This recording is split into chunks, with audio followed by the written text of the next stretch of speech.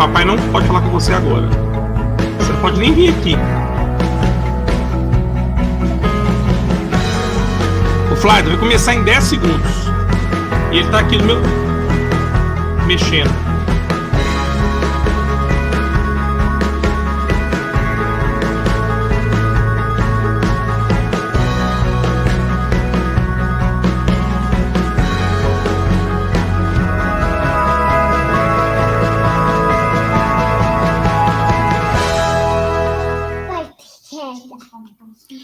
Boa noite a todos. Sejam bem-vindos ao nosso Enfoco deste mês de julho. Nós estamos aqui com participação especial do Gustavo Henrique. Chegou da escolinha agora, veio procurar o pai. O nosso convidado de hoje é o doutor Carlos Francisco Portinho. É advogado, senador pelo PL do Rio de Janeiro, especialista em direito desportivo, foi inclusive vice-presidente jurídico do Flamengo e já representou diversos clubes, como o meu Atlético Mineiro, o Cruzeiro, o Palmeiras, o Santos, o São Paulo, dentre outros.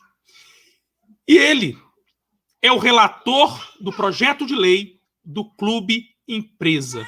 Muito, muito obrigado, senador. O senador que foi uma indicação de um dos nossos alunos, e eu marquei o senador numa publicação, respondendo à indicação desse nosso aluno, eu marquei o senador nessa publicação, e ele prontamente atendeu ao nosso convite e está aqui com a gente hoje, o que nos traz uma honra imensa. Aliás, eu já devia esperar que ele fosse ser tão solícito e tão atencioso com a gente, porque eu desconheço um projeto de lei em que um relator se preocupou tanto em ouvir todos os players e colocar em pauta democraticamente, junto aos cidadãos, aquilo que o projeto trazia. Eu desconheço, na história de nossa república, um projeto de lei tão debatido. Muito boa noite, seja muito bem-vindo, senador Carlos Portinho. Muito obrigado. Obrigado pela referência elogiosa. Na verdade, eu sou como vocês, vim dos bancos de faculdade, só que agora estou aqui no Senado. Fui professor universitário também, acrescentando ao que foi dito. Formei muitos alunos, muitas turmas em direito esportivo e, por isso, esse convite para mim é especial. Sempre que eu posso voltar à sala de aula e a gente discutir um pouco do direito esportivo, é um motivo de prazer para mim poder instruir, debater e formar conhecimento com os alunos e aqueles especialmente que estudam o direito esportivo, que foi o caminho que eu percorri. Eu tive exatamente, como foi dito, dos dois lados do balcão, porque também, além de advogar para diversos clubes, e comecei como vice-presidente jurídico do Flamengo, depois de me especializar em direito esportivo, muito novo ainda, 26 anos, 27 anos, e terminei, digamos assim, a minha passagem nas tribunas do direito esportivo, no direito esportivo, como advogado do Fluminense. Como eu digo, de terno, não tenho clube. E a gente não pode ter, nós que somos advogados. É o direito desportivo que nos move. E eu tive muita felicidade, entrando aqui no tema da nossa palestra, ao assumir em novembro desse ano, infelizmente pelo falecimento do senador titular, o senador Harold Oliveira, parlamentar incrível, que teve 30 anos de parlamento e encerrou sua trajetória no Senado, vítima de Covid, infelizmente, e eu, como primeiro suplente, também já fui secretário estadual do Ambiente, secretário de Habitação, já tive a minha experiência na vida pública, me especializei em gestão e liderança pública, que também é muito importante. Chegou o momento de eu assumir, e ao assumir, eu recebo essa missão do presidente, ainda não era, do senador Rodrigo Pacheco, que é o autor da Sociedade Anônima do Futebol, projeto de lei 5516 de 2019, no Senado Federal. E ele me convida para que eu assuma a relatoria desse projeto, até pela minha especialidade na matéria, e realmente fiquei muito contente de poder levar adiante isso. E fiz dessa maneira, que é a maneira que eu acredito, que é a democracia participativa, é a gente reunir nessa arena, como a gente permite hoje, a tecnologia nos permite, a gente poder reunir os atores do setor e poder debater se o projeto é bom, é ruim, que contribuições a gente pode encampar. E foi assim que, ao final de 26 reuniões setoriais, mais de 1.650 pessoas ouvidas e que assistiram também todas as reuniões que fizemos, inclusive em todo o Brasil, no Pará, pelo nosso senador Paulo Rocha, que foi o head, digamos assim, da reunião, em Fortaleza, reunindo clubes e advogados do Nordeste, que foi o senador Eduardo Girão, em Santa Catarina, que reunimos todos os 3 senadores, todos os clubes e todos aqueles interessados na região sul pelo assunto, assim como fiz também na região sudeste. Nós ouvimos a Academia de Direito Esportivo, o IBDD, o Instituto Brasileiro de Direito Esportivo, a APEFUT, órgão do governo, ouvimos advogados de credores de clubes, né? Eu advoguei muitos anos com o doutor Teotônio Chermon de Brito, não é muito a minha especialidade de direito do trabalho, mas aprendi muito com ele, grande advogado de clube, depois de credores de clube, né? E conheci de dentro aí a angústia daqueles que têm crédito a receber dos clubes. Conversamos também com advogados especializados em direito esportivo, né? Os maiores expoentes, mas conversamos também com advogados de clubes do STJD, advogados internos que representam os clubes em diversas demandas, né? Conversamos com magistrados, embargadores, o doutor Ayub, que é um especialista em recuperação judicial, esteve conosco também conversando, enfim, procurei ouvir realmente, porque sempre acreditei que daquele texto original era possível, com pequenos ajustes, poder ele refletir a expectativa de todo o setor, e acho que eu consegui fazer isso. É lógico que no final sempre alguém ganha um pouco ou perde um pouco, mas acho que é muito pequenas diferenças, eu vi muito mais convergência entre todos esses atores do que diferenças. E essas convergências foram construídas, eu vou explicar agora não só o projeto, mas como a gente chegou ao texto final, a partir desse debate e com a minha sensibilidade de que algumas coisas precisavam ser ajustadas. Então vamos começar historicamente a falar da Sociedade Anônima do Futebol, o projeto de lei da Sociedade Anônima do Futebol, que vulgarmente chamamos de clube-empresa. Na verdade, o clube-empresa, desde a Lei Pelé, já há a sua previsão legal, ele não se desenvolveu. A gente sabe que no mundo inteiro há muitos recursos entrando no futebol, né? O futebol brasileiro, talvez pela ausência de um marco legal, justamente o que o projeto propõe, um marco legal para o investimento, talvez na ausência dele, o futebol brasileiro tenha ficado alguns anos para trás, inclusive até de países aqui da América do Sul, como Chile, Uruguai, países da Ásia, países da Europa, que se transformaram, né, que tiveram uma legislação específica para as sociedades anônimas, no caso da Europa, desportivas, caso de Portugal, por exemplo, muito antes do que nós aqui no nosso país, né? E eu ouvi nessas conversas um fato curioso, que não à toa, né, desde acho que 2000 e não sei, as últimas Copas do Mundo, você vai se recordar que geralmente foram seleções europeias que venceram, com exceção da Argentina, que chegou a uma final, né? Só houve seleções europeias. E isso, a gente não pode dizer que 100% é por conta das sociedades anônimas, mas certamente o futebol europeu, a partir das sociedades anônimas, tanto na Inglaterra, em Portugal, na Espanha, em outros lugares da Europa, ele teve um crescimento muito grande como modelo de negócio, né? O projeto ele nasce, então, por iniciativa do autor, o senador Rodrigo Pacheco, que hoje é presidente do Senado, senador por Minas Gerais, do Democratas, e ele nasce ao mesmo tempo na Câmara de Deputados, é preciso fazer esse registro, o mesmo projeto, para não dizer idêntico, vamos dizer muito semelhante, também da Sociedade Anônima do Futebol, por iniciativa do deputado Otávio Leite, do Rio de Janeiro, do PSDB do Rio de Janeiro. Os dois projetos tratavam, um na Câmara, outro no Senado, da Sociedade Anônima do Futebol. Na Câmara dos Deputados, o projeto ele tem uma tramitação mais célere, e aí ele se transforma, ele se subverte, até posso dizer, no substitutivo do deputado Pedro Paulo, que depois de aprovado não avançou e não alcançou o Senado, né? O substitutivo do deputado Pedro Paulo, ele pega aquele projeto original da Sociedade Anônima do Futebol e ele abre para vários outros tipos societários.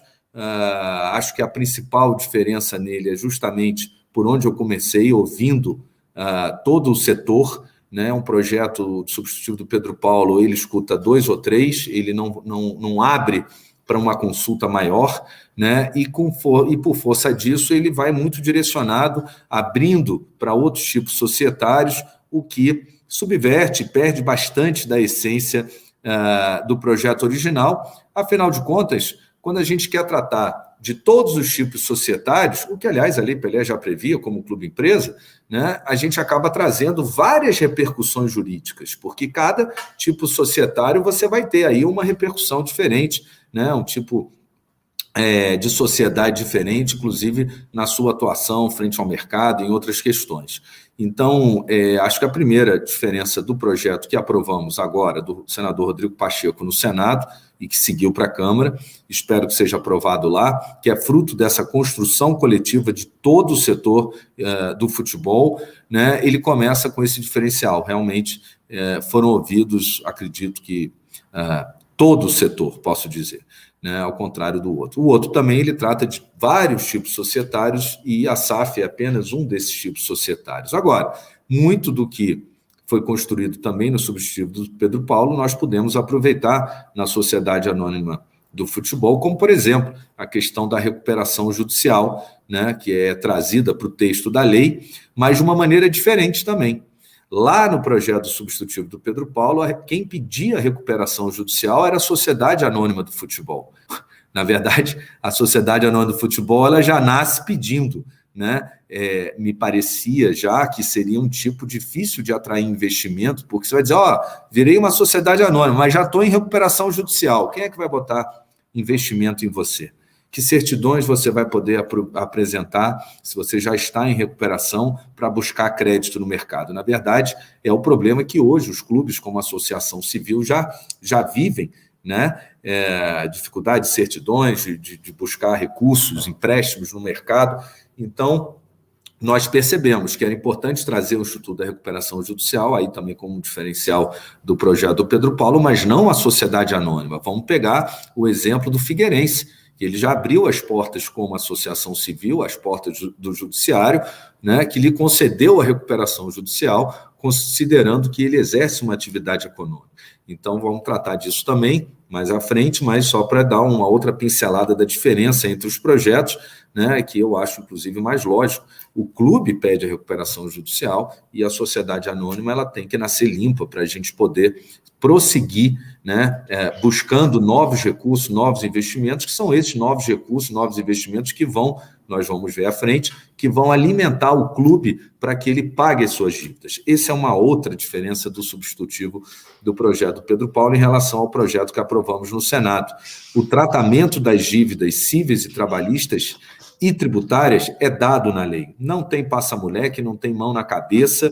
O que a gente construiu junto com os advogados dos credores, com a participação de ministros do TST, inclusive, como o ministro Caputo, que esteve presente, foi um instrumento com base no que já existia, né, em prática hoje nos tribunais do trabalho, que é o ato trabalhista, e nós também incorporamos ao texto da lei, sempre buscando dar opções, alternativas. É o que eu digo, a Sociedade Anônima do Futebol, ela não é a salvação do futebol brasileiro, nem eu quero ser o salvador do futebol brasileiro com esse projeto, mas ela é uma oportunidade e uma alternativa de mercado que é dada para aqueles que se prepararem para essa transformação. O que poderia acontecer no substituto do Pedro Paulo é que no dia seguinte todo o clube ia abrir uma empresa, mas a gente sabe que isso não é a solução, porque nesse caso específico da Sociedade Anônima do Futebol, alguns clubes vão conseguir fazer isso, tendo uma boa auditoria das suas contas, um perfil bem claro da sua dívida, do seu modelo de negócio, que possa buscar os investidores bem estruturado, possa ir ao mercado buscar os investidores. Ele só vai poder fazer esse movimento, né, que precede a criação da Sociedade Anônima do Futebol, se ele buscar essa reestruturação. Né? Não é uma panaceia, não é passou a lei, amanhã virei Sociedade Anônima do Futebol, inclusive até para os meus pares aqui no Senado, deixei muito claro isso, até para o senador Isalci, eu disse a ele, falei, senador, o Sobradinho talvez continue sendo uma associação civil. E aí eu entro já na primeira questão, para a gente avançar aqui no texto da lei. Quando eu recebi o projeto, né? Uma das minhas primeiras preocupações, e que muitos clubes me procuraram, posso dizer, tanto Flamengo quanto Fluminense aqui do Rio, logo me procuraram, trabalhei nos dois, é que o projeto fosse facultativo. A transformação em sociedade anônima do futebol não fosse algo impositivo. E isso eu concordei de imediato, e por algumas razões. Primeiro, essa que eu disse, a pessoa tem que se preparar para se transformar numa sociedade anônima do futebol. Segundo, porque a Constituição Federal, ela garante a liberdade de associação. Não é na canetada da lei, não é obrigando que a gente vai resolver os problemas do nosso país, nesse caso específico. A faculdade é um grande instrumento, ou seja, permitir que possa se transformar num tipo societário específico, que é a sociedade anônima do futebol, né? Mas que é um tipo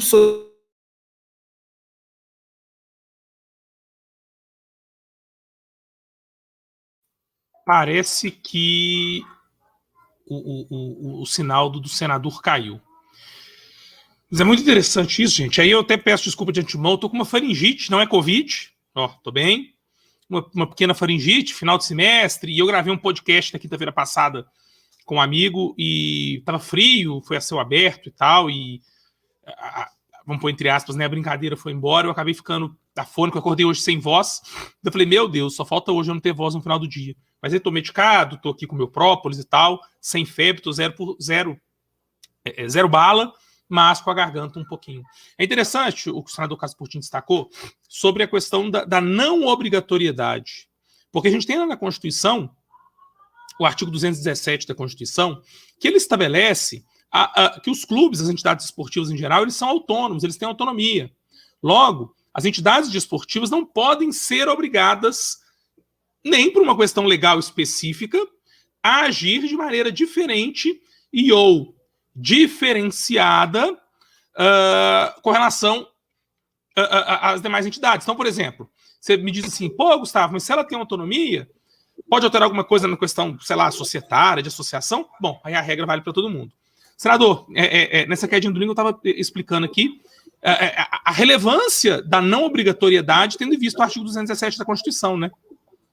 Eu ia completar exatamente, Gustavo, até peço desculpa, eu saí aqui do Wi-Fi, entrei no meu 4G, embora a minha rede aqui seja 5G em casa, parece que ela falhou. Peço desculpas aí, vou seguir da facultatividade, que é o primeiro ponto do projeto importante, e como você disse, não só o artigo 5º, que eu estava me referindo, né, que é o da liberdade de associação, né, não acredito que na canetada, na imposição, a gente vai acreditar tudo. Agora, a gente vai resolver tudo. Agora, tem o artigo 217 também da Constituição, que é que fala da autonomia das entidades esportivas. Então, vir uma lei e mexer nisso, ou se sobrepor a essa autonomia, ao tipo de associação de sociedade, não é bom. E o principal argumento, que aí é muito importante, porque a gente tem exemplos já no nosso país, e por isso que o projeto é facultativo. Um clube, mesmo como associação civil, ele pode implementar modelos de governança, de gestão, de transparência, típicos de uma sociedade anônima e ter sucesso. A gente tem exemplos aqui no Brasil. O Flamengo, talvez hoje, seja o clube com a maior capacidade de investimento. Eu não vou falar só de resultado esportivo, mas vamos sair um pouco da página de esporte para a página de mercado, que é isso de economia, que o projeto propõe, né? O Flamengo, ele conseguiu, num período aí de 8 anos, né, pagar 1 bilhão de reais em dívidas, né? Em 6 anos desses 8, ele pagou todo o seu passivo trabalhista, cumprindo religiosamente o ato trabalhista, depositando percentual, o valor das suas receitas como parcela, no juízo, e hoje, se você tiver uma ação contra o Flamengo, vai ser o primeiro a receber, ele não está nem mais no ato trabalhista. Agora, vocês vão dizer, mas é o Flamengo, são 40 milhões de torcedores, é o clube de maior torcida, que consegue atrair novos patrocinadores, receitas, embora na história do Flamengo nem sempre foi fácil, vocês vão de lembrar um pouco do passado, né, dos últimos 15 anos do Flamengo, não foi fácil buscar novas receitas, foi só através da implementação desse modelo, que é típico de uma sociedade anônima, mas implementado dentro de uma associação civil. Mas não vou ficar só no Flamengo, vou dar o exemplo do CSA, para dar um exemplo aí do do norte e nordeste do nosso país, né? O CSA, o Fortaleza, o Ceará, eles também vêm conseguindo liquidar os seus passivos, implementando modelos de gestão próprios, não de uma associação civil e muito mais do modelo societário de uma sociedade anônima, no que se refere à governança, transparência e gestão, principalmente. Vou dar o exemplo do Atlético Goianiense. O Atlético Goianiense faltam 8 processos para ele quitar o seu passivo trabalhista, né? Então também vem cumprindo, adotando modelos de gestão que estão, na verdade, transformando esses clubes ainda como uma associação civil. Então, na minha opinião, não há problema algum de um clube querer continuar sendo associação civil, né, e desempenhar o futebol como associação civil, porque a gente tem exemplos de clubes como associação civil que alcançaram performance, resultados, né, melhoraram sua performance, alcançaram melhores resultados, né, a partir da implementação do modelo de gestão. O que também significa que clubes que optarem pela sociedade anônima, onde isso é a regra, né, a transparência, a gestão, as sociedades anônimas têm aí o xerife de mercado, que é a CVM, o órgão regulador, né? Então não é um tipo societário, é o mais complexo, sem dúvida, não é simples. É o mais complexo, mas tem que ser mais complexo. Por quê? Porque a gente tem que afastar os aventureiros e as aventuras, né? O clube tem que se preparar para se transformar numa sociedade anônima do futebol. Então, o primeiro elemento da lei é a facultatividade, por essas todas as razões que apresentei, e me convenço de que é o caminho certo, constitucional, legal, correto, e que há exemplos aí que mostram também que um clube que queira continuar como associação civil ou outro tipo societário, não há prejuízo. Mas então, por que se elegeu esse modelo de sociedade anônima do futebol? Por uma razão. De todos os modelos empresariais, o único modelo que permite você ir ao mercado para se capitalizar e se financiar, que tem instrumentos próprios para isso, é a sociedade anônima. A sociedade anônima, você pode buscar fundos de investimento regulados pela CVM.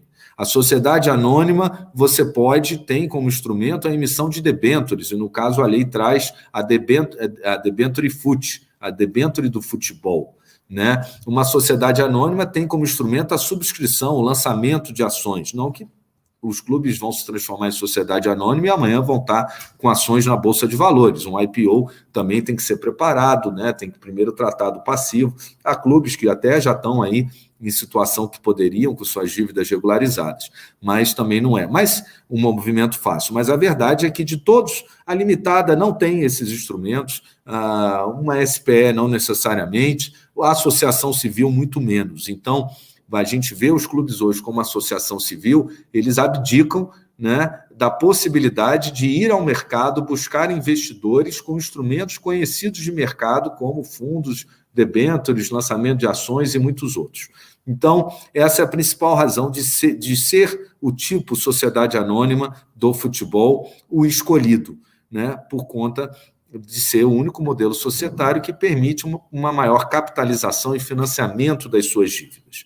As outras duas questões importantes no projeto de lei, e seria em qualquer um deles, é o tratamento das dívidas trabalhistas e das dívidas civis, né? No tratamento das dívidas trabalhistas, nós também, dentro desse princípio das alternativas, de dar alternativas, nós buscamos alguns caminhos, né? E ficou bem claro no capítulo próprio do tratamento das dívidas civis e trabalhistas que o clube ele pode, como faz o Cruzeiro, por exemplo, ir pagando execução por execução. Na hora que termina o conhecimento, vai para execução, vai para a penhora, o Cruzeiro vai lá, faz o acordo ou paga. Pode, lógico, qualquer um pode fazer isso, né? Mas o clube pode também, dependendo aí do volume das suas dívidas e da imediatidade delas, ele pode ter outros dois caminhos à sua disposição na lei. O primeiro deles, a gente trouxe o que o Figueirense já havia conquistado no Tribunal de Justiça de Santa Catarina, que é a recuperação judicial. A recuperação judicial do clube, né? Ou seja, vamos pegar o exemplo do Figueirense, que é o mais avançado. Ele entrou porque ele não conseguia mais penhoras diariamente na sua porta, ele precisava estancar, né, essa sangria e teve que, como última alternativa, buscar a recuperação judicial, né? Foi deferido. Mas a recuperação judicial não é um fim em si mesmo. falta uma outra perna. A outra perna justamente é a possibilidade dele se transformar em uma empresa, para que ele atraia investidores e possa pagar as suas dívidas lá na recuperação judicial. Então, até nesse aspecto, o projeto de lei 556 da Sociedade Anônima, ele complementa uma iniciativa que alguns clubes em desespero já estavam recorrendo e com sucesso, que é a recuperação judicial.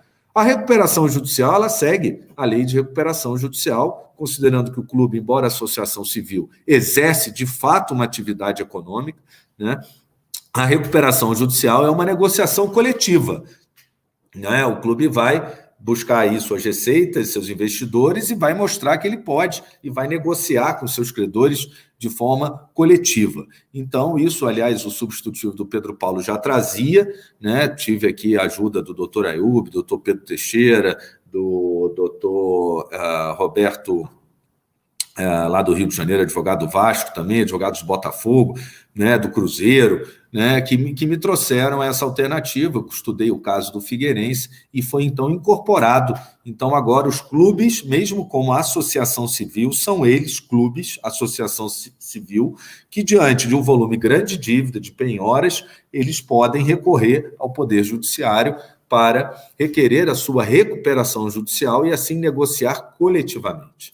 Mas a gente também deu a outra alternativa, que é a alternativa que a maioria dos clubes, já vem buscando, que é o ato trabalhista. Na conversa com vários advogados e clubes, a gente entendeu que o ato trabalhista já está disseminado em todos os estados do país, mas cada um tem a sua regra de funcionamento, o que para o advogado também é ruim, né? Alguns percentual das receitas, outros a parcela em valor fixo das receitas. A gente viu aí, por exemplo, o caso do Joinville, que alcançou a primeira divisão brasileira. No seu ato trabalhista, ele fez um acordo que ele depositava 1 milhão por mês, porque ele tinha receitas de primeira divisão para isso, mas ele caiu para a segunda, para a terceira. Como é que ele mantém? Aí toda vez você tem que ficar renegociando. Então, a opção no concurso de credores, na centralização das execuções, que é o ato trabalhista incorporado na Lei das Sociedades Anônimas do Futebol, ele permite que o clube possa depositar um percentual das suas receitas. Ele vai ter que apresentar, naturalmente, um plano de pagamento dos credores, ele vai ter que abrir, né, a sua caixa preta, digamos assim, né? Por isso que eu digo que não é uma aventura, ele tem que buscar uma auditoria, levantar o seu passivo, os seus processos, a sua dívida e mostrar ao juiz como é que ele vai pagar a sua dívida trabalhista e cível. Nós incluímos também nesse mesmo sistema as dívidas cíveis, que embora o ato da Justiça do Trabalho já esteja consolidado, no âmbito civil ainda não. E muitos clubes têm, às vezes, até maiores problemas com a sua dívida cível do que com a sua dívida trabalhista. Não podia ficar de fora. Como, em média, no Brasil, o percentual das receitas girava em torno, no ato trabalhista, de 15%, nós fixamos o limite de 20%, né, das receitas para o pagamento das dívidas trabalhistas e cíveis, porque nós incluímos o cível. Então, dependendo do perfil da dívida, se um clube tem uma dívida maior trabalhista e menor cível, vai ser 15% no seu plano de pagamento para os credores trabalhistas e 5% para o cível. Ou o inverso, se a sua dívida cível for maior do que a sua dívida trabalhista. A gente vai deixar isso em aberto para que, na proposta de pagamento, que tem que ser apresentada como medida preparatória, junto com a abertura das suas receitas, das suas despesas, né, do seu raio-x, digamos assim, da sua dívida, né, ele vai apresentar para que seja homologado e aceito pelo juiz aquele modo de pagamento. E qual é a diferença nesse aspecto do sistema que vigora hoje? A principal delas é a responsabilidade do gestor, algo que a gente no futebol cobra há muitos anos. Por que as dívidas dos clubes como a associação civil chegaram a essa casa aí de 1 bilhão, na maioria dos clubes hoje devedores na Série A e alguns da Série B também? Justamente porque o dinheiro ali não é de ninguém. né? O presidente não tem que prestar conta, não tem responsabilidade. Então, a gente tem um caso aqui do Clube do Rio de Janeiro que estava devendo uma fortuna, não pagava o ato trabalhista, estava atrasado nas parcelas, sofrendo penhoras e contratou um jogador que veio lá do exterior, que não era nem a solução dos seus problemas, né? Ganhando um salário nas alturas. Agora não. A responsabilidade nas sociedades anônimas é a regra. Eles têm um conselho, né? O conselho vai dizer se o presidente ele está conduzindo corretamente aquela sociedade. O conselho nunca deixaria isso que aconteceu nesse clube de, no meio de tantas dívidas, se endividar ainda mais, trazendo um jogador que não ia ser a solução dos seus problemas, né? Então passa a ter uma responsabilidade muito maior e ele responde pelos seus atos de gestão, como é na lei das sociedades anônimas e qualquer modelo empresarial. A gente trouxe essa obrigação também para o presidente da associação civil, do clube que se transformar em sociedade anônima, a responsabilidade por alimentar, né, o pote do pagamento, vamos dizer assim, o pote do pagamento das suas dívidas cíveis e trabalhistas. A doutora Arlete Mesquita ilustrou muito bem numa dessas inúmeras mesas de debate que a gente formulou, como é que é isso, né? Você tem o clube, a associação civil de um lado, né, e você tem a SAF, que foi constituída, uma sociedade anônima, né, que vai receber investidores, né? Também não adianta o investidor botar lá 40 milhões e no dia seguinte 40 milhões serem penhorados. Vai resolver a dívida de alguns, mas não vai resolver a dívida de outros, porque às vezes, na maioria das vezes, o clube precisa desse investimento para gerar novas receitas, para que essas novas receitas possam alimentar o pagamento das suas dívidas. Então, a doutora Arlete, ela mostrou o sistema de duas caixas d'água. A caixa d'água da receita dos clubes, das sociedades anônimas, das novas receitas, um percentual vai alimentar o clube e o clube vai alimentar o pagamento, assim, das suas dívidas, no percentual de 20% e podendo reduzir nos últimos anos esse percentual, também de acordo aí com o plano de pagamento que for apresentado. Na verdade, a gente na lei deu 10 anos para os clubes em centralização de execuções, né, nesse regime de concursos credores, possam quitar as suas dívidas trabalhistas através desse instrumento. Por que 10 anos? Ora, o Flamengo pagou em 6 a sua dívida, mas nem todos os clubes são como o Flamengo, né? O maior clube de torcida hoje no Brasil. A capacidade de gerar novas receitas geralmente não é a mesma do que outros clubes. Então, compreendendo isso, nós esticamos, dizendo que, se pagar 60% da dívida em 6 anos, os outros, você vai ter mais 4 anos para pagar 40% da sua dívida, e aí até o percentual pode reduzir, porque pode ser que sua dívida seja bem menor, né? Então, num período, digamos, de 10 anos, 6 mais 4, com 20% das receitas da sociedade anônima, vão alimentando o clube, que vão pagando as suas dívidas cíveis e trabalhistas nessa alternativa que é dada, que é o concurso de credor. Mas com alguns fatores positivos, que antes as associações civis não gozavam, né? E que uma sociedade anônima pode obter. Primeiro deles, que eu chamo de aceleradores, né? O que são os aceleradores do pagamento previstos na lei do pagamento das dívidas cíveis e trabalhistas? O deságio. Isso já acontece no Brasil, onde há o ato trabalhista. Quem vive aí o dia a dia dos tribunais sabe, o juiz, na hora que está na vez de pagar o credor, ele chama para uma audiência e diz: meu amigo, agora chegou a sua vez, só que você tem que aceitar aí a proposta que é com deságio 40%. Ninguém inventou nada novo, isso já está acontecendo em todo o país. E é lógico que isso, na lei da sociedade anônima, é uma faculdade do credor aceitar ou não o deságio. Ninguém vai impor a ele deságio nenhum, ele pode recusar o deságio. Até porque a gente previu um segundo acelerador, né? Ele pode recusar o deságio porque achou que o deságio do clube não é justo, e a gente está prevendo como segundo acelerador a cessão do crédito a terceiros.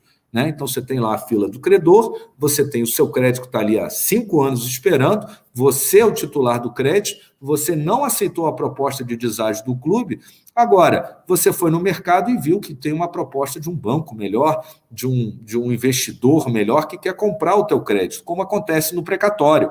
Também não estamos inventando nada de novo, exatamente o que acontece no precatório. Então, você vai poder ir no mercado vender talvez melhor o seu crédito, que seria com o deságio do clube, né? Fazer a cessão desse crédito a terceiro, e o terceiro vai entrar na fila do credor na mesma posição que você.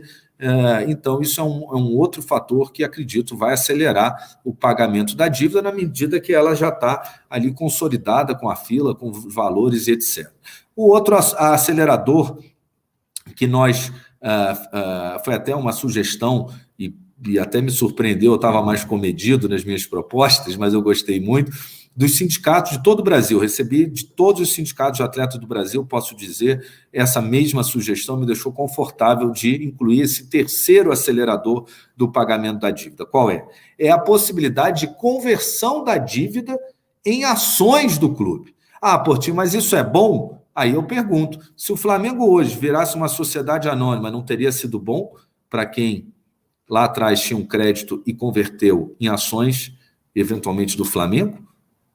Um clube saneado, essas ações certamente vão valer muito mais no futuro até do que o próprio valor da dívida, é possível, né? Então é um outro acelerador que foi trazido para a lei. E o principal deles, na minha opinião, que as associações não possuem e que nenhum outro tipo societário permitiria, é justamente a emissão de títulos, né? A possibilidade de você ir ao mercado e renegociar a sua dívida, trocar o seu credor trabalhista por um banco, alongar a sua dívida. Vamos supor que nesse período de pagamento de 10 anos, chegou no 7º ano, o clube já viu que mesmo ele tendo conseguido pagar 70% da sua dívida, esses 30 últimos vão ser difíceis. O que ele faz para não perder o privilégio? Ele vai no mercado, emite título, né? Eu comprei lá no Flamengo o tijolinho do Flamengo, meu nome está lá, do meu filho, da minha mãe, não tive nada em troca, né? Um tijolo. Imagina hoje se alguém não compraria uma debênture do futebol do Flamengo, né? Acredito que sim, comprar um tijolinho, né? Então, a possibilidade da sociedade anônima ir ao mercado e se capitalizar, trocar a sua dívida, trocar o perfil da sua dívida, alongar a sua dívida. 10 anos não foram suficientes, então agora eu vou nos últimos anos num banco e vou pegar mais 10 anos com eles. Isso só é possível porque a sociedade anônima do futebol, ela nasce limpa. Naquele substitutivo isso não seria possível, ela no meio de uma recuperação judicial ou cheia de dívida sair pedindo empréstimo. É lógico que esse período de pagamento de 10 anos, o que a gente prevê é que ao final desses 10 anos, a sociedade anônima vai ser responsável junto com o clube, aí sim, junto com o clube, antes subsidiariamente, depois solidariamente com o pagamento dessas dívidas, subsidiariamente com o pagamento dessas dívidas do clube depois de 10 anos. Mas com esse mecanismo, ela pode, em vez de querer responder pela dívida toda, alongar com o banco, trocar o seu credor. Nenhuma associação civil tem esse mecanismo hoje, só uma sociedade anônima poderia conferir, nenhuma sociedade limitada ou qualquer outro tipo societário. Isso justifica muito por que esse projeto tem tudo para dar certo para aqueles que se prepararem para se transformar em sociedade anônima, e eu vou dar aqui um exemplo de quem vive o futebol como vocês. Vamos pegar aí o exemplo do Flamengo, que vendeu o Vinícius Júnior por 40 milhões de euros. Né? O Flamengo tem uma boa base, assim como tem o Cruzeiro também uma boa base, passa um momento difícil. 40 milhões de euros hoje resolveriam os próximos 10 anos do Cruzeiro, o resto é dívida administrada. Né? Estamos falando aí de quase 200 milhões, mais até 210 milhões, 280 milhões de reais. Né? Isso resolve a dívida imediata do Cruzeiro.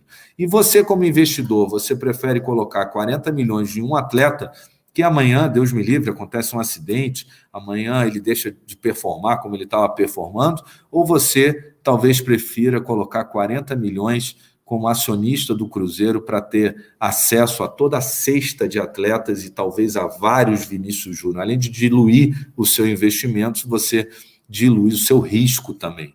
Então, aqui a oportunidade, a gente se lembra lá na lei do passe, quando o clube perdeu o protagonismo para os empresários, muitas vezes, aqui a oportunidade do clube buscar de volta o seu protagonismo nas negociações do futebol.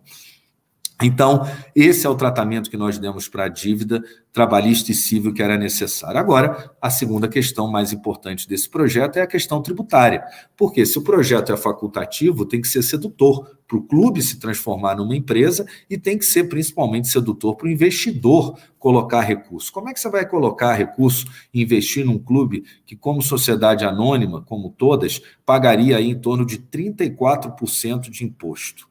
Né? Como é que você, sociedade anônima, está numa mesma competição em que um clube como associação civil, por ser facultativo, vai estar disputando junto com você, onde ele paga nada, muito pouco, né? Cerca aí de 12% no total dos impostos que ele paga, e você está lá pagando 34%. Pode dar o que eles chamam de do doping financeiro reverso, né, criar uma dificuldade e não seria nada atrativo.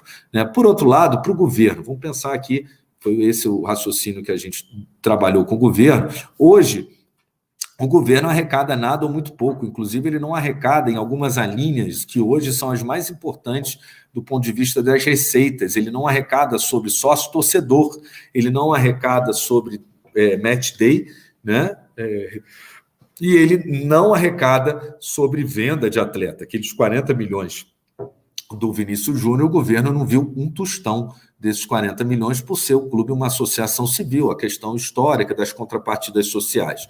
Nós mantivemos na Lei das Sociedades Anônimas, tem um capítulo específico para uma contrapartida social que se tornou, no meu relatório, obrigatória, né? Investimento em educação, né, investimento em questões do esporte, em escolas públicas, em projetos, está lá, vale a pena a leitura, porque a gente precisava manter essa contrapartida, que na essência é a origem dos clubes como associação civil. Eles prestam um serviço, principalmente para os atletas em formação, ou deveriam prestar até melhor, e espero que a Lei das Sociedades Anônimas traga esse benefício, né, até melhor do que o próprio Estado. Né? Então, foi mantida essa contrapartida. Mas como é que a gente poderia, que eu mostrei para o governo, a gente fez a simulação e mostrou que a nossa proposta de transição tributária, né, e no final o estabelecimento de uma alíquota específica para as sociedades anônimas do futebol seria muito positivo para o ponto, muito relevante para o governo na sua arrecadação e de pouco impacto na questão desportiva nesse cruzamento entre clubes, associações num campeonato e clubes, sociedades anônimas. Então, a proposta final, ela faz um período de transição tributária, onde nos primeiros 5 anos, né, vai ser paga uma alíquota de 5% em regime de caixa. O que acontece? Aqueles 34% da sociedade anônima é sobre o lucro. Né? É lógico que isso também é um diferencial de uma sociedade anônima para uma empresa limitada, né? Uma sociedade limitada. A sociedade anônima é uma sociedade obstinada pelo lucro, ela tem que dar resultado para os seus acionistas. A gente sabe que uma sociedade limitada não necessariamente, muitas vezes ela nasce para dar prejuízo, mas a gente, na parte tributária, a gente, mesmo sabendo que a sociedade anônima é uma sociedade que nasce para dar lucro, a nossa proposta foi que esse 5% incidisse mensalmente em regime de caixa, ou seja, 5% das receitas dos clubes são pagos em impostos, independente do resultado financeiro, se ela teve lucro ou não, é sobre regime de caixa, 5% sobre as receitas. Nesses primeiros 5 anos, excluída apenas a linha venda de atleta. Por quê? Porque é uma receita eventual, ela não é muito frequente, né? A gente sabe que clubes vendem muito bem, a maioria vende muito mal, né? Clubes de menor expressão não têm a oportunidade dos maiores de vender, então é uma linha que a gente deixou de fora nesses primeiros 5 anos de incidência desse imposto de 5% em regime de caixa, justamente para que, quando aconteça, o clube possa melhorar o pagamento da sua dívida. Por isso que a gente vê ali, a dívida nos primeiros 6 anos, 60% tem que ser pago, nos primeiros 5 anos, o imposto, então, de 5% sem a linha específica de venda de atleta, para dar uma folga de caixa para que o clube possa tratar a sua dívida nesses primeiros 5 anos, 6 anos do tratamento que a lei impõe. Né? E, a partir do 5º ano, a alíquota cai para 4%, mas aí entra a venda de atleta, né? O que, no caso dos grandes clubes, representa uma arrecadação muito maior para o governo. Nos nossos cálculos, clubes que hoje performam, né, que alcançaram essa performance, como o Flamengo, o Atlético Paranaense, que é um clube que não tem dívida, né? Hoje, se todos eles virando sociedade anônima, a ideia é que eles alcancem a mesma performance por implementar os mesmos modelos de gestão que são a chave, digamos assim, do sucesso, né? Eles possam então pagar esses 4% em regime de caixa todo mês sobre a receita, não sobre o lucro. Mas onde é que você tirou isso, Portinho? Você inventou a roda? Não. Na verdade, eu mostrei para o governo que esse é o regime hoje do RET, que serve para as incorporações civis, para o mercado da construção civil, né, que é um regime de uma alíquota de 4%, a mesma em regime de caixa. Então, também não inventamos a roda, trouxemos o que já existe de um determinado setor e trouxemos para esse setor do esporte. Então, o futuro tributário da sociedade anônima é esse. Primeiros 5 anos, 5% sem venda de atleta. Mas entrou sócio-torcedor, que o governo não arrecadava, entrou match day, que o governo não arrecadava. Depois desses 5 anos, 4% em regime de caixa, e aí entra tudo, venda de atleta, tudo, né? E isso, nos nossos cálculos, gera aí um aumento de arrecadação na ordem de 12% a 40% do que hoje é arrecadado das associações civis, e a gente mostra que não há um desequilíbrio, porque vocês vão dizer, mas, Portinho, mesmo assim, é um aumento de arrecadação, né? Muito mais do que os clubes pagam hoje. Por que eles iriam se transformar de associação civil numa sociedade anônima para pagar esse imposto, ainda que você tenha buscado aí numa alíquota menor e tal? Porque a sociedade anônima tem outros instrumentos de financiamento que os clubes, como associação civil, não têm. Então, a gente equilibra essa balança dessa maneira. Paga-se um pouco mais de imposto como associação civil, mas você vai poder ir ao mercado, buscar com debêntures do futebol, fundo de ações, fundo de investimento, lançamento de ações, você vai poder buscar se capitalizar. Então, você consegue equilibrar, de certa maneira, esse imposto a maior que você paga em comparação com a associação civil e passa a ser mais interessante para você a transformação numa sociedade anônima do futebol. Então, além da facultatividade, o tratamento das dívidas civis e trabalhistas e o tratamento do futuro tributário e do passado tributário. Como? Como que a gente deu esse tratamento? Simplesmente, a partir do momento que as obrigações são do clube, associação civil, eu não precisei mexer na lei. O clube ele já está aderido ao Profut, que já é o sistema de refinanciamento das dívidas tributárias. E aqueles que não aderiram ou foram excluídos do Profut, né, há lá nas disposições finais a expressa menção, embora até seja redundante, mas é para lembrar justamente que é permitida a transação tributária. O Cruzeiro, por exemplo, fez uma transação tributária em Minas que resolveu o problema dele, pelo menos a curto prazo, né? Então, aqueles que não aderiram ao Profut ou foram excluídos, eles têm a oportunidade de se transformando em sociedade anônima do futebol, buscar a transação tributária, né? E também o parcelamento aí das suas dívidas da maneira que for a sua estruturação melhor. Por final, só uma pincelada em 2 questões que nós retiramos do projeto de lei, né, original. A primeira é que permitia que outras atividades, além do futebol, migrassem para a sociedade anônima do futebol, e na minha relatoria, e contando inclusive com a compreensão do próprio autor do projeto, eu excluí essa possibilidade. E explico por quê. Primeiro, porque há um grande dilema. A gente não sabe se é o futebol que sustenta as outras atividades esportivas do clube, né, basquete, vôlei, etc., ou se é o futebol que, justamente por causar o endividamento do clube, compromete o desenvolvimento dessas outras modalidades. A gente sabe que o futebol de todas modalidades é aquele que alcançou um modelo de negócio maduro em todo o mundo. O vôlei está buscando dele, é uma plataforma diferente do futebol, muito auxílio do governo, de empresas públicas, é Banco do Brasil, é Caixa, né, clube de prefeitura, tem outro modelo específico, né, que ele está desenvolvendo. O basquete também tem o seu modelo, enfim, são modelos diferentes, e na hora que se a gente trouxesse esses modelos para dentro de uma sociedade anônima do futebol, que o nome já diz, é do futebol, deveria ser por isso exclusivamente, a gente atrai também outras repercussões jurídicas. Na questão do tratamento do passivo trabalhista,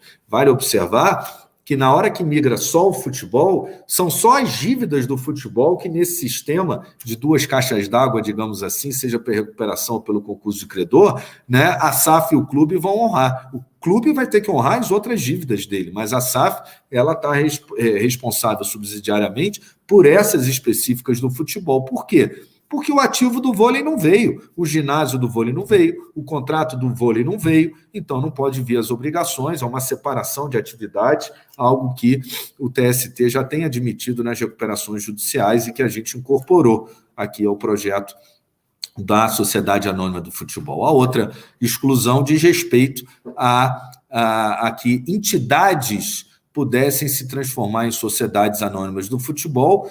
Primeiro, na minha história no esporte, eu nunca ouvi a demanda, sequer a demanda de alguma entidade querendo se transformar em sociedade anônima por alguma razão, né? A CBF, as federações, nunca vi esse interesse, né? É verdade, se der certo com o futebol, a gente pode avançar depois de um projeto também de uma sociedade anônima desportiva para outras modalidades, projeto de sociedade anônima para uma entidade, para uma liga, eventualmente. Lembrando que não há nada que impeça que uma entidade ou que uma liga se transforme, né, se constitua sob esse regime, né, até porque o modelo empresarial já é previsto desde da nossa Lei Pelé. Então, tanto a questão de outras modalidades, quando se transformarem, né, migrarem para a SAF, quanto a questão de entidades e ligas poderem se transformar em sociedade anônima de futebol, isso ficou de fora também, atrairíamos outras repercussões jurídicas, né, inclusive internacionais, na medida em que a CBF está submetida a uma regulação da FIFA internacional, e acho que isso, e além do mais, iria desfocar o projeto, e o nosso foco é o clube de futebol e a sua transformação em sociedade anônima do futebol. Sendo assim, Gustavo, acho que cheguei ao fim aqui da apresentação e fico à disposição aí para alguma pergunta, para a gente poder ir um pouco mais a fundo aqui nesses conceitos que eu procurei colocar na minha fala. Espetacular.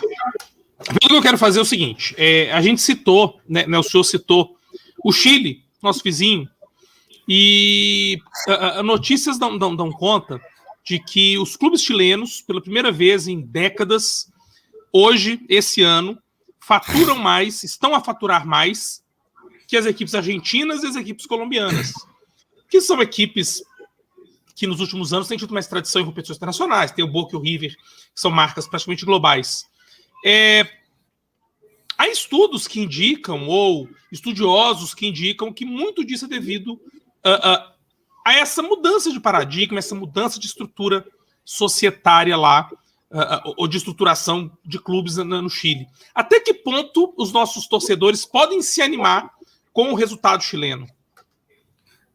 Eu acho que eles podem se animar tanto com o resultado chileno quanto com o resultado do Flamengo, como paradigma. Como eu disse, quando você implementa modelos rígidos de gestão, de governança, de compliance, transparência, né, é mais provável o seu resultado positivo do que, com todo respeito, a bagunça que há em muitos clubes com uma associação civil. Então, primeiro, essa disciplina, né, ela tem dado resultado, mesmo naqueles que não se transformaram. No caso do Chile, como é a regra de toda a sociedade anônima, esses modelos de gestão mais rígidos, né, eles mostram que também, pela capacidade de atrair mais investimentos, de captar recursos no mercado, de poder jogar, para bem dizer, com a sua torcida, né, com o potencial que tem a sua torcida, certamente isso alavancou a economia desses clubes, né, e eu acredito que isso pode acontecer também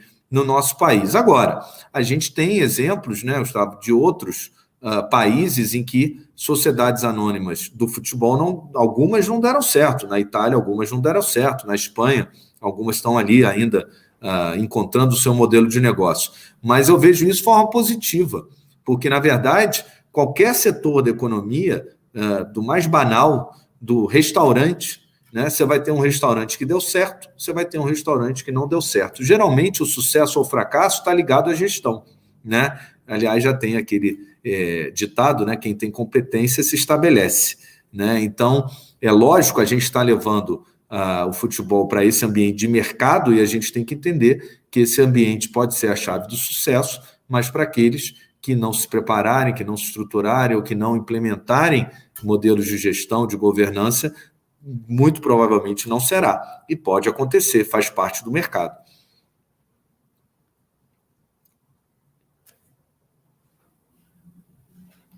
Perdão, estava sem áudio. Até para a gente encerrar, o senador veio de um voo direto e chegou em casa e conectou para falar com a gente. Muito legal, obrigado. Mas aí para a gente encerrar, para o senhor poder descansar também. Uma última pergunta. Eu achei legal, interessante a questão dos credores, porque a gente vê muito comentário em redes sociais, em grupos de WhatsApp, assim, olha, estão legalizando o calote. E, na verdade, não. Houve uma preocupação com os credores. Isso aqui em Minas Gerais, mais especificamente, terra do senador Rodrigo Pacheco, grande senador, um grande mineiro, também advogado. Eu até aproveito para mandar um abraço, falando de Minas Gerais, para o João Rafael, que está aí assistindo a gente, para o Lucas Ottoni, que está aí assistindo a gente, mineiros, para Carolina Moraes, que está assistindo a gente, que fizeram questão de mandar um alô. Aqui há uma preocupação muito grande com o Cruzeiro, que é um dos maiores clubes do país, um dos mais vitoriosos, tem uma torcida imensa, e o Cruzeiro, e eu às vezes conversando com torcedores do Cruzeiro, eu sinto da parte deles uma ansiedade muito grande, pensando assim, poxa, a hora que o projeto chegar, nós vamos organizar, talvez fazer uma refundação e começar de novo, enfim. O projeto, a aprovação do projeto, a transformação desse projeto em lei, pode ser crucial para o futuro do Cruzeiro. Muitos falam isso, a gente ouve isso a todo tempo aqui em Belo Horizonte. Eu tenho dito que a lei é boa, o esquema da Sociedade Anônima do Futebol é interessante, porque cria-se, e eu dou aula de direito empresarial, cria-se uma modalidade empresarial diferente, específica, para um tipo de empresa muito específico, muito especial, que é o que justifica também o estado do torcedor, naturalmente. O torcedor do Cruzeiro, além da mudança societária, quer dizer, da mudança institucional, dessa renovação do Cruzeiro como uma SAF, e aí eu quero que o senhor destaque isso. A lei por si só não é a salvadora da pátria. Os clubes precisam também mudar mais alguma coisa. A lei por si só, isso não é muito simples, a gente fazia uma lei, artigo 1º, todos os clubes serão vencedores e ricos, revoga as disposições contrárias, estava resolvido. O que os clubes, e aí falando para os torcedores, nossos alunos torcedores, futuros advogados, além de fazer uma alteração juridicamente legal, juridicamente perfeita, com uma boa consultoria jurídica, o que mais os clubes podem fazer? E aí voltando para o nosso microcosmo aqui do Cruzeiro, mas não só, temos vários clubes em situações semelhantes, um pouquinho melhores, até piores. O que mais? Além dessa conversão, que a legislação legal vai trazer condições para mudar, mas precisa ir mais além. Então, para a lei salvar a pátria, qual que é esse pulo além? Vamos lá. Primeiro, para começar a responder, eu enxergo, no mínimo, 2 modelos de negócio sobre a Sociedade Anônima do Futebol, e muito democráticos. Por quê? O primeiro deles é o que diz respeito aos clubes de menor investimento, né? Então, a gente já tem exemplos no nosso país de clubes pequenos que são sociedades anônimas e agora poderão se transformar em sociedades anônimas do futebol sujeitas à nova legislação. É o caso da Ferroviária de São Paulo, é o caso do Botafogo de Ribeirão Preto, é o caso do Retrô no Recife, é o caso do Azul lá no Paraná, né? Então, a gente entender que esse modelo ele não é só para os grandes, ele também é para os pequenos que se prepararem, se estruturarem para isso. Por quê? Nesse modelo de negócio para os clubes de menor investimento, você muito provavelmente vai atrair ou o investidor local, um grande estabelecimento local para se associar, ou você vai atrair o investidor típico do futebol, aquele que está interessado, não está preocupado se o clube está na 4ª, na 5ª, na 10ª categoria, divisão do futebol brasileiro, ele tem tempo para subir e o negócio dele é formar atleta e transferir, esse é o business, o modelo de negócio dele. Tem espaço para esse, né? E tem espaço para os clubes grandes. Aí eu começo a entrar na minha resposta específica a respeito do Cruzeiro e de outros.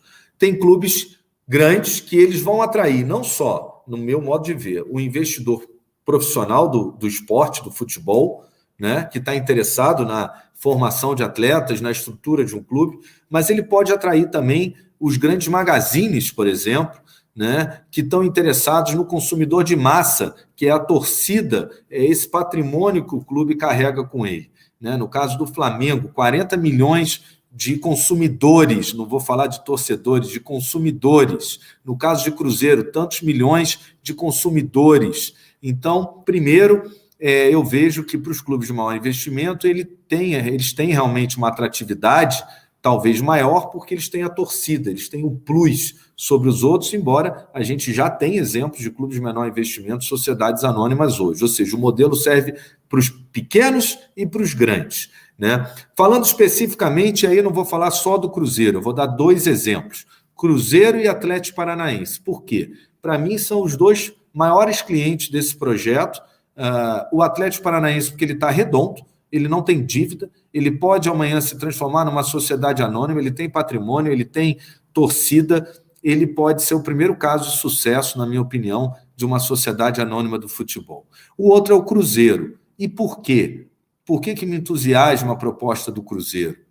Porque eu vejo que o Cruzeiro está se preparando no bastidor para isso, ele está com uma grande auditoria levantando a dívida e construindo o modelo de negócio que ele quer levar para o mercado.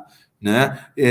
Ele quer apresentar para o investidor, já vi que estão fazendo alguns road tours aí, apresentando já o modelo, porque ele já vem trabalhando nessa recuperação, na sua reestruturação há muito tempo. E é o que eu digo, quem se prepara para essa transformação tem mais chance de obtê-la e mais chance de sucesso.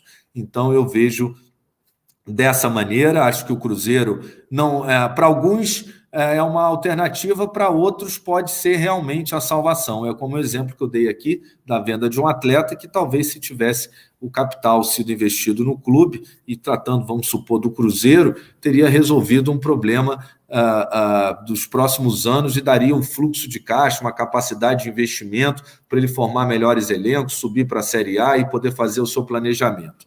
Com relação à sua primeira questão, eu quero aqui deixar bem claro, né? É lógico que eu trabalhei do outro lado do balcão, eu nunca admitiria passar a mão em dívida de clube nenhum, porque ela é fruto da irresponsabilidade dos gestores que passaram por lá, e do outro lado existe um trabalhador, uma dívida social que tem que ser paga. Para mim é mais importante do que a dívida tributária, né? É uma dívida social. Então a gente não podia nunca passar a mão. O que até foi uma razão de desapontamento meu, até com 2 colegas muito próximos que participaram de 2 reuniões, encabeçaram, foram o head, inclusive, de 2 reuniões com os advogados dos credores, onde eu fiz a mesma apresentação que eu fiz aqui sobre o sistema de pagamento da dívida, todos concordaram, e no dia da votação eles mandaram notas técnicas para vários senadores, querendo que a dívida não fosse paga em 10 anos, fosse paga em 3. Pô, eu também queria que fosse pago em 1 ano, né? Só que uma coisa é a gente vender ilusão. Eu não estou lá para vender no Senado, para vender ilusão. A gente tem que trabalhar com o que é possível. Se o exemplo do Flamengo, que é o clube de maior torcida, que pagou religiosamente em dia, demorou 6 anos para ele pagar o passivo trabalhista, como é que eu vou exigir de algum clube que pague uma dívida em 1 ano ou em 3 anos? Vamos falar a verdade com quem está ali com dinheiro para receber. Agora, o que eu dei foi a opção, alternativas, aceleradores, que permitem que esse titular do crédito, se não está confortável com a sua situação na fila de pagamento, que ele possa buscar outras alternativas, a sociedade anônima possa buscar, às vezes para uma sociedade anônima, na sua reestruturação, pode ser mais importante ela dar uma folga nessa dívida trabalhista, então ela vai pegar lá o recurso do investidor e vai logo quitar, fazendo negociação com vários. Isso aí é um mercado que vai dizer. Agora, a verdade é a seguinte, não tem como. Seria ilusão, não existe na história do futebol, nenhum clube que pagou a sua dívida trabalhista em 3 anos. Então, o que eles queriam era sabotar, desculpa, o projeto, de uma maneira que eu não gostei, fiquei muito desapontado, porque participaram das reuniões e sabem que não tem varinha de condão, pirlim-pim-pim ou história mágica. Para pagar uma dívida, o clube tem que se preparar e não pode matar a galinha dos ovos de ouro. Você não pode pegar as receitas do clube, né, todas, e penhorar tudo e deixar ele asfixiado. Você precisa que ele gere novas receitas e o projeto permite justamente meios de capitalização de financiamento que o clube, como associação civil, não tinha. Eu acredito que pode até ser paga a dívida de alguns clubes em 3 anos, né? Mas eles vão ter que usar esses instrumentos de mercado e os aceleradores que a lei confere, né? A critério do titular do crédito, diga-se de passagem, não é imposto, né? Mas certamente, eu vejo lá, eu advoguei para o Dodô, né? Não na parte trabalhista, então, mas acompanhei. Ele está lá na primeira passagem do Botafogo, ele deve ter uns 10 anos na fila, eu não sei quanto tem para receber, vamos supor que ele tenha 5 milhões, está lá 10 anos para receber. Você acha que se chegar para ele hoje, um banco, e falar, cara, eu entro, me dá aqui, me cede teu crédito, toma aqui 2,5 milhões na mão, né? Por que ele não aceitaria? Ele vai esperar mais 10 anos? Ou seja, eu não sei, mas tem que deixar o credor ter essa faculdade de decidir o que é melhor para ele, né? O credor. E os instrumentos estão lá. Então, a real é que 6 ou 10 anos é factível. 1 ou 3 é possível, então não poderia ser obrigatório, porque não será para todos. Espetacular, senador, espetacular. Quero muito te agradecer, eu sei da dificuldade de agenda, e como eu disse, o senhor chegou de um voo, foi correndo para casa, assessor ele correndo. Desculpa o atraso. Imagina, precisamos de mais legisladores como o senhor. Eu não estou aqui passando pano. A gente, em sala de aula, o senhor foi professor e sabe o que eu estou dizendo, a gente sempre reclamou muito. Desculpem, gente. A gente sempre reclamou muito que as leis, muitas vezes, não são feitas por pessoas que conhecem. Que as leis, muitas vezes, não são feitas com a legitimidade que nós entregamos. E ninguém melhor do que o senhor para ser o relator. Rodrigo Pacheco foi excelente relator também, mas até considerando o seu histórico no direito desportivo e no futebol, ninguém melhor do que o senhor para encabeçar um projeto desse e que, oxalá, possa mudar a realidade do nosso futebol. Quer dizer, se não mudar, auxiliar na mudança. Eu preciso fazer o registro aqui do ministro Guilherme Caputo Bastos, que entrou aqui, mandou um abraço para o senhor, parabenizou pela exposição, disse que adorou, que está adorando, mas que hoje ele vai ficar só de assistente, ele não vai fazer perguntas. Até porque tem um evento da academia, agorinha, salvo o melhor juízo.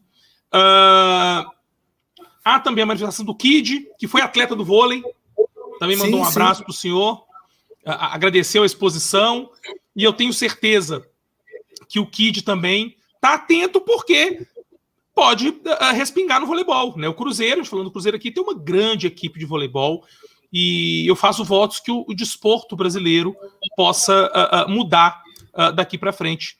Senador, o senhor quer falar mais um pouquinho no final, fazer um encerramento antes da gente fechar? Não, eu queria fazer um encerramento. Primeiro, agradecer a participação do ministro Caputo, que trouxe outros magistrados para esse grande debate que precedeu a aprovação da lei e certamente contribuiu muito. E fico feliz de estar validando o ato trabalhista, do qual ele foi o grande percussor, e que, para aqueles que cumpriram, deu certo, e que agora, com responsabilidade dos gestores, que foi o que faltou, eu espero que também dê certo para aqueles que optarem. Mandar um abraço para o Kid, que jogou, se eu não me engano, com o Henrique, meu amigo, colega do vôlei, amigo que hoje mora em São Paulo, e sempre ouvi falar muito bem dele.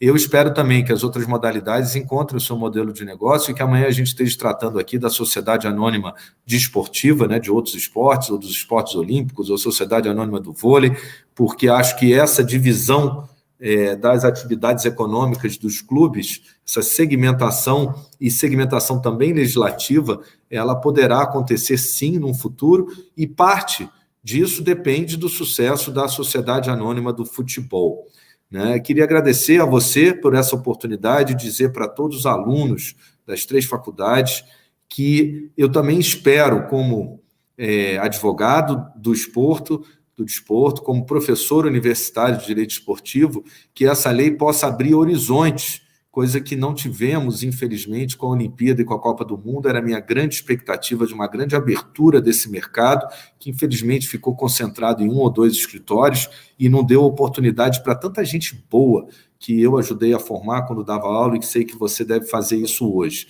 Eu espero que a Sociedade Anônima do Futebol abra postos de trabalho para advogados em grandes escritórios que estejam envolvidos com essas transformações de clubes em sociedades anônimas de futebol e empresas de consultoria das grandes que temos aqui no país, que certamente vão precisar de mão de obra para dar conta, que eu espero que muitos clubes possam buscar esse caminho com sucesso, né, e dar oportunidade para aqueles que estudam direito esportivo e que acreditam que é possível a gente ter um futebol brasileiro muito melhor do que a gente tem hoje e que isso é uma alternativa, é um caminho, é um dos caminhos para isso. Não resolve todos os problemas, mas ajuda o financiamento e a capitalização que muitos clubes precisam e que não têm instrumentos hoje como a associação civil. E lembrando que esse dinheiro está aí. Hoje, no Brasil, o investidor é investidor de papel de pão, é investidor de fio de bigode, né? E agora esse é um marco legal para esse investidor. Agora ele sabe quais são as regras do jogo e são conhecidas porque são as regras de uma sociedade anônima, modelo experimentado que tem um xerife de mercado e que deu certo. Agora, se o clube vai ser o majoritário, se o clube vai ser o minoritário, o clube lá na lei tem até 10%, várias, é uma golden share, né? É a palavra final sobre várias questões, né? Mas sobre a gestão, né? Se ele vai ser majoritário ou minoritário, é do modelo de negócio, é um mercado que vai dizer, e eu acho que o legislador não tem que se meter nisso. Muito obrigado e estou sempre à disposição, como tive nessa, para qualquer outra encontro desse, aula, o que vocês desejarem. Senador, muito obrigado. Foi show de bola, espetacular, esclarecedor. Eu vejo os grupos de WhatsApp aqui, o pessoal fica em polvorosa, mandando muita coisa, legal demais. Depois eu até tomo cuidado de mandar para o senhor uma pergunta ou outra mais interessante, mais relevante. Agradeço de novo, peço desculpa por qualquer coisa, pela minha voz, inclusive, que hoje está daquele jeito. Mas para a gente foi uma honra, foi uma alegria. Quando a gente começou esse projeto, a gente nunca imaginou que ele fosse tomar essa proporção. E você que está vendo a gente, inscreva-se no canal, mandem sugestões sobre futuras conversas, futuros temas, futuros debatedores, que a gente pode encontrar arranjos, como o senador Carlos Portinho, pode ver a sua indicação ali no Instagram e vir falar com a gente. Um grande abraço, valeu demais, senador. Fiquem com Deus, boa semana, até a próxima. Tchau, tchau. Até a próxima.